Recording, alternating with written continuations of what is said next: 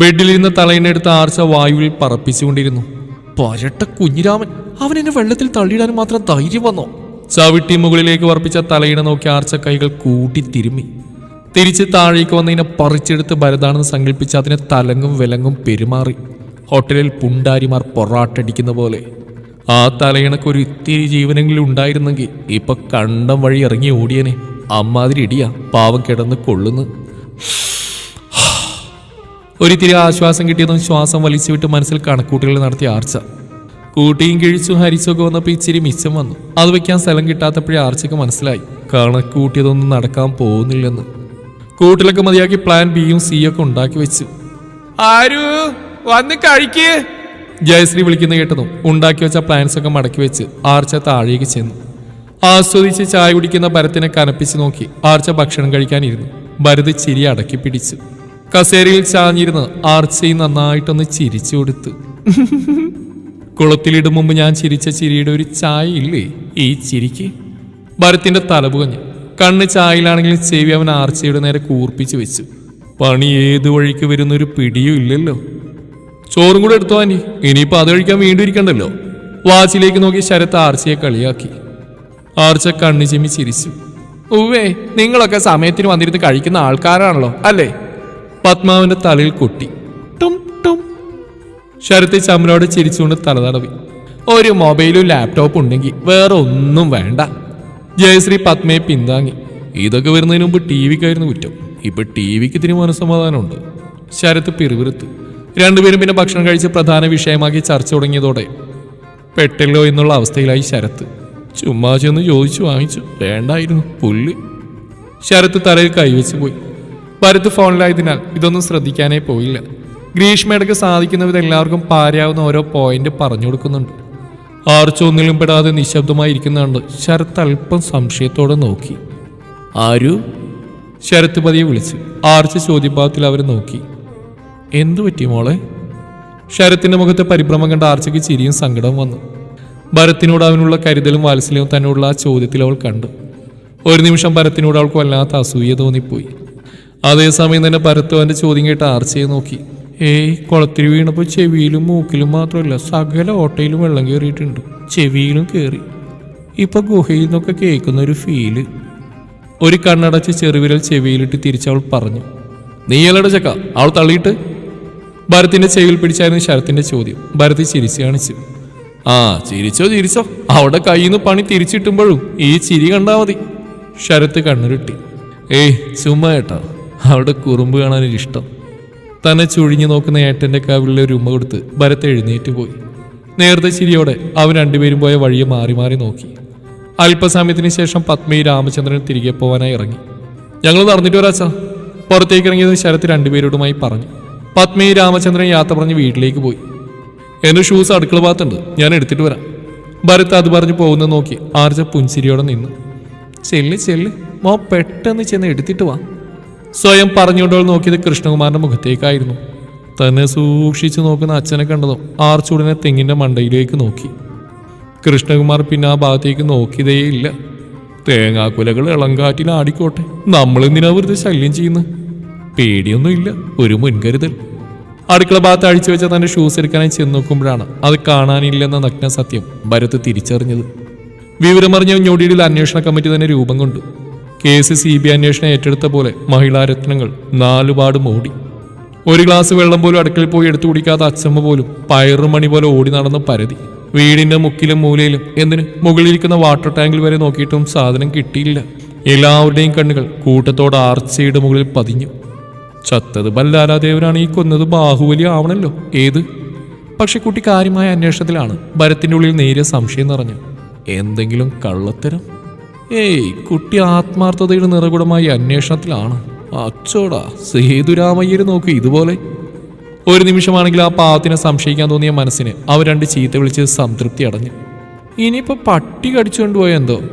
അന്വേഷണത്തിനിടയിൽ ആർച്ചയുടെ ആത്മഹത്യത്തിൽ ഉച്ചത്തിൽ ആയോ എന്നൊരു സംശയം. ഭരത് ഞെട്ടിലോടെ അവളെ നോക്കി. നൈക്കിന്റെ പുതിയ ഷൂസ് 4000 എണ്ണിക്കൊടുത്ത് വാങ്ങിച്ചിട്ട് 4 തവണ പോലും ഇട്ടിട്ടില്ല. പട്ടി കൊണ്ടുപോവാനോ?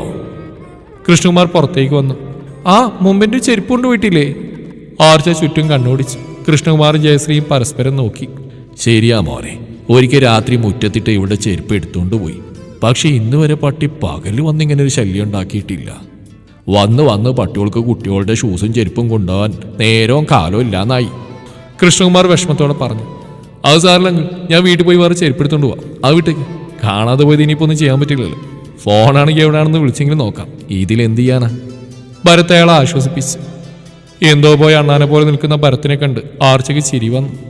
ഇപ്പോൾ ചിരിച്ചാൽ ചിരി ആരോഗ്യത്തിന് ഉത്തമം എന്ന് മാറ്റി ചിരി ആരോഗ്യത്തിന് ഹാനികരം എന്ന പ്രയോഗം നടപ്പിലാവുമെന്ന ഒരൊറ്റ കാരണത്തിൽ ആർച്ച ചുണ്ടോളം എത്തിയ ചിരിയെ വാ അടച്ചു പിടിച്ച് തടവിലിട്ടു. എങ്കിൽ നീ നിൽക്ക്, ഞാൻ ചെരുപ്പത്തിട്ട് വരാം, ശരത്ത് പറഞ്ഞു. അതെന്തിനേട്ടാ, നമുക്ക് അതുവഴിയും പോവാലോ? ആർച്ച ചോദിച്ചു. പോവാം, പക്ഷെ വീട് വരുവാൻ ചെരുപ്പില്ലാതെ നടക്കണ്ടേ? അയ്യേ, എന്ത് ചോദ്യ ശരത്തേട്ടാ. ഭരത്തേട്ടിന് നടത്തൊക്കെ ഒരു നടത്താണോ? ഇതൊക്കെ എന്ത്? നമ്മുടെ ചേട്ടൻ ഇതൊക്കെ തുള്ളിച്ചാടി നടക്കും അല്ലേ ഭരത്തേട്ടാ?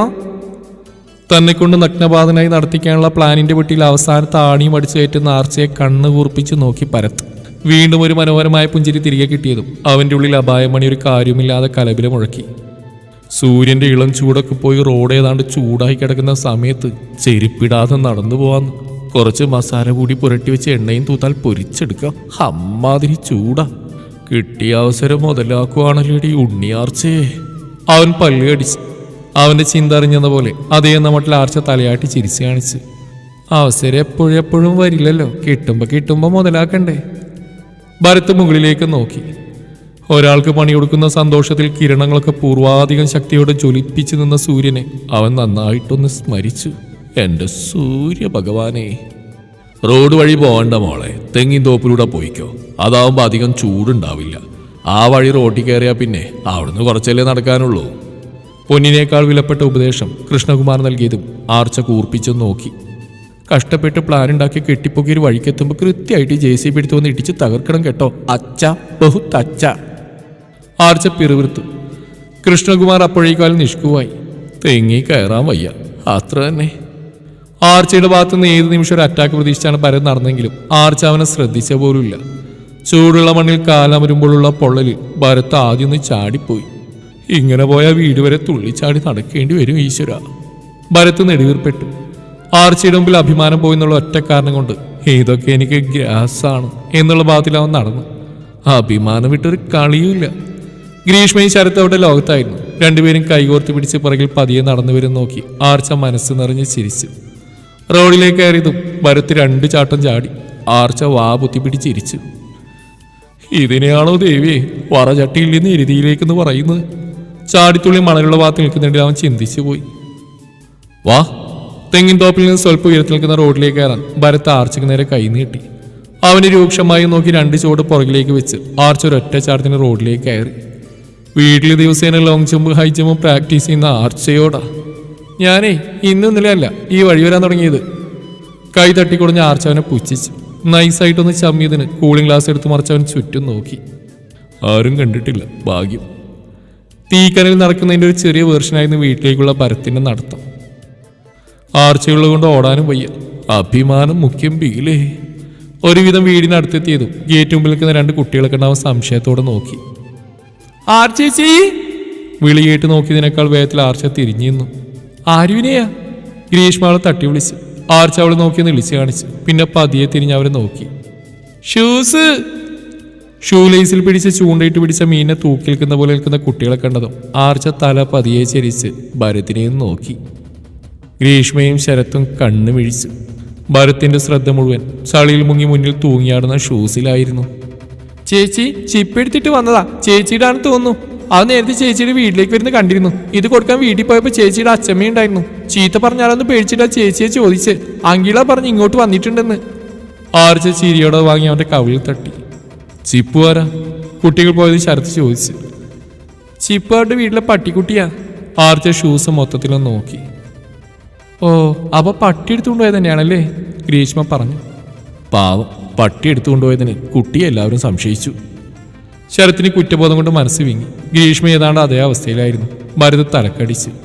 ഛേ, ഒരു തെറ്റും ചെയ്യാത്ത കുട്ടിയാണല്ലോ താൻ. വേണ്ടായിരുന്നു. അവന്റെ തലകുരിഞ്ഞു. ഷൂസ് ചാളിയിൽ മുങ്ങിയതിലും കൂടുതൽ അവന്റെ വിഷമം ആർച്ചയെ തെറ്റിദ്ധരിച്ചതിലാണ്. ആരു? ക്ഷമ ചോദിക്കാതെ സമാധാനം കിട്ടില്ലെന്ന് തോന്നിയതും അവൻ പതിയെ വിളിച്ചു. ഛേ, അങ്ങോട്ട് ശരിയായില്ല. ഇതിനാണ് ഞാൻ കഷ്ടപ്പെട്ട് ഇതെടുത്ത് അതിന് മുമ്പിൽ കൊണ്ടിട്ട് കൊടുത്ത്. ഈ പട്ടിക്ക് ഇതൊന്നും മര്യാദ കടിക്കാൻ പോലും അറിയില്ലേ. ആമൂലിടോ, ഇതിനും ഭേദം നമ്മുടെ നാടൻ പട്ടികളായിരുന്നു. പാവ് പാവ്. ഷൂസ് തിരിച്ചു മറിച്ച് നോക്കി ആർച്ച നിരാശയോടെ പറയുന്നത് കേട്ടത് 3 പേരും കണ്ണും തള്ളി അവളെ നോക്കി. ഭരത് തളർച്ചയോടെ മതിലേക്ക് ചാരി നിന്നു. എന്റെ ദേവിയെ, എനിക്കിത് എന്തിന്റെ കേടായിരുന്നു. ഭരത് നെടുവീർപ്പെട്ടു. അപ്പോഴേ എല്ലാവരോടും പറഞ്ഞതാ ചുമ്മാ കൊച്ചിനെ കയറി ചൊറിയണ്ടാന്ന്. അപ്പൊ ഇപ്പൊ 1.5 ടെററായല്ലോ. ചുമ്മാ വിളിച്ച് ശല്യം ചെയ്യാതെ ചെക്ക. പായസത്തിൽ നിന്ന് കോൺസെൻട്രേഷൻ പോകും. കൃത്യസമയത്ത് വിളികേട്ട ദേവി കണ്ണുരുട്ടി. ഇനി എന്നെ ചൊറിയാവന്നാലേ കുഞ്ഞിരാമൻ ചേട്ടനുണ്ടാകുന്ന നഷ്ടത്തിന് വലിപ്പം കൂടും. താൽക്കാലം ഇത് വെച്ച് അഡ്ജസ്റ്റ് ചെയ്യും. ഇനിയും ഞെട്ടാൻ ഭാര്യമൊന്നും ബാക്കിയില്ലാത്ത ഭരത്തിന്റെ കയ്യിലേക്ക് അവൾ ഷൂസ് പിടിപ്പിച്ചു. അല്ല, നീ ഇതെപ്പോഴാണ് അടിച്ചു മാറ്റിയത്? ഭരത്തിന്റെ മനസ്സിൽ വരുന്ന ചോദ്യം അതുപോലെ ശരത്ത് ചോദിച്ചു കഴിഞ്ഞിരുന്നു. കുളത്തിലിട്ട് എനിക്ക് കുഞ്ഞിരാമൻ എന്ത് പണിയെടുക്കാന്ന് ആലോചിച്ചുകൊണ്ട് കയറി വന്നപ്പോഴാണ് ഷൂസ് കണ്ണിപ്പെട്ടത്. അതെടുത്ത് ഒളിപ്പിക്കാൻ ആദ്യം തോന്നിയത്. പക്ഷെ ആ സമയത്ത് കൃത്യമായിട്ട് ചിപ്പ് മുന്നിൽ വന്ന് ചാടി. അതും കൊടുത്ത് അവനെ പാടത്തുകൊണ്ട് വിട്ടു. ഞാൻ വേറൊന്നും ചെയ്തില്ല. ആർച്ച നിസ്സാരമായി പറഞ്ഞു. ഇത്രയും ചെയ്തിട്ട് നിനക്ക് മതിയായില്ല അല്ലേ? ഭരത് കണ്ണുരുട്ടി. ആർച്ച മനോഹരമായി പുഞ്ചിരിച്ചില്ലെന്ന് ചുമൽ കൂച്ചി കാണിച്ചു. കുഞ്ഞിരാമേട്ട ഇതൊക്കെ ഒന്ന് വൃത്തിയാക്കി വെക്ക്. ഇതൊക്കെ ഒരു ഹൊററല്ലേ. മസിലിന് ഇച്ചിരി പോഷണവും കിട്ടട്ടെ. അവന്റെ ഷർട്ടിൽ തൂക്കിയിട്ടിരിക്കുന്ന കൂളിംഗ് ഗ്ലാസ് എടുത്ത് വെച്ച് ആർച്ച തലയിരിച്ച് അവനെ നോക്കി. നല്ല ക്ഷീണം കാണുമല്ലേ? ഒരു കാര്യം ചെയ്യും, കുഞ്ഞിരാമേട്ടൻ വൃത്തിയായി കഴിഞ്ഞ് പത്മാൻഡിയുടെ ഒരു കപ്പ് ബൂസ്റ്റ് തരാൻ പറ. എനർജി കിട്ടാൻ നല്ലതാ. അതും കുടിച്ചൊന്ന് റെസ്റ്റ് എടുക്ക്. നടത്താൻ നമുക്ക് വൈകിട്ടാക്കാം. എന്തിയേ? ഷോൾഡർ 2 തട്ടിട്ട് ചോദിക്കുന്ന ആർച്ചയെ നോക്കി കണ്ണുരുട്ടി ഭരത്ത്. ഇതിലും വലിയ പണി ഞാൻ തിരിച്ചു തന്നിട്ടില്ലെങ്കിൽ എന്റെ പേര് നിന്റെ പട്ടി കിട്ടോടി. വെല്ലുവിളിയോടെ അത് പറഞ്ഞു ആർച്ച പൊട്ടിച്ചിരിച്ചു. ഉവ്, പട്ടിക്കല്ലേ ഞാൻ ചട്ടിത്തലേന്ന് പേടാൻ പോകുന്നു. ആ പേര് ഏത് പട്ടി കിട്ടാനും ആ പട്ടി എന്നെ ഓടിച്ചിട്ട് കടിക്കും. ചട്ടിത്തലേ. ഉരുളക്ക് ഉപ്പേരി പോലെ ആർച്ചയുടെ മറുപടി വന്നു. അവൾ വീണ്ടും പൊട്ടിച്ചിരിച്ചു. അയ്യോ, അതിനെ ചെന്ന് ഞാൻ ചുച്ചു മന ചട്ടിത്തലയാന്നൊക്കെ വിളിക്കുന്ന കാര്യം ഓർക്കുമ്പോ. പൊട്ടിച്ചിരിക്കുന്ന ആർച്ചയെ കാണെ പുറത്തേക്ക് കുതിക്കാൻ ഒരുങ്ങിയ ചിരി ഗ്രീഷ്മ കടിച്ചു പിടിച്ച് നിന്നു. ഉണ്ണിയാർച്ചേ! ഭരത് പല്ല് കടിച്ചു. ചിരിച്ചു നിറഞ്ഞ കണ്ണു തുടച്ച ആർച്ച അവനെ നോക്കി. പോട്ടെ കുഞ്ഞിരാമ. പല്ല് കടിച്ച് ചിരി നിയന്ത്രിച്ച് യാത്ര പറഞ്ഞു ആർച്ച. ഇടയ്ക്ക് കണ്ണു തുടച്ച് കുലുങ്ങി ചിരിച്ചുകൊണ്ട് നടന്നു പോകുന്ന ആർച്ചയെ നോക്കി ഭരത് തലയിൽ കൈവച്ചു. ഗ്രീഷ്മ ശരത്തിനെ നോക്കി. മതിലിൽ കൈവച്ച് അതിൽ മുഖമമർത്തി ഒരു കൈ ഇടുപ്പിൽ വെച്ച് നിൽക്കുന്നുണ്ട്. ശരത്തേട്ടാ? ഗ്രീഷ്മ അവനെ തട്ടി വിളിച്ചു. കണ്ണു തുടച്ച് അവൻ പതിയെ തിരിഞ്ഞു നോക്കി. എന്തിനാ ശരത്തേട്ട കരയുന്നേ?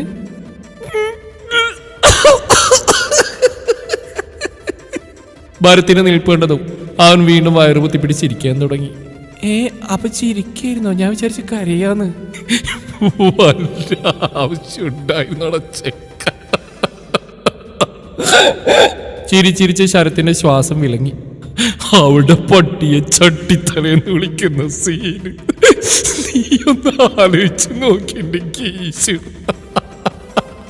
അതും പറഞ്ഞ് വീണ്ടും വീണ്ടും പൊട്ടിച്ചിരിക്കുന്ന ശരത്തിനെ കണ്ട് ഭരത്തിന് പോലും ചിരി പൊട്ടി. ഇനിയും നിന്ന ചിരി തൊണ്ടയിൽ കുരുങ്ങി താരങ്ങാനും തട്ടിപ്പോയാലൊന്ന് പിടിച്ച് ഗ്രീഷ്മ കയറ്റി തള്ളിത്തുറന്ന് ഉള്ളിലേക്ക് ഓടി. പുറകെ ഭരത്തിന്റെ ചുമലിലും തട്ടി ശരത്തും. കയ്യിലിരിക്കുന്ന ഷൂസ് ആർച്ച പോകുന്ന വഴി നോക്കിയ ഭരത്തിന്റെ മുഖത്തൊരു ചിരി വിടർന്നു. കീറുമ്പി. തലയെന്ന് കുടഞ്ഞവൻ ചിരിച്ചു.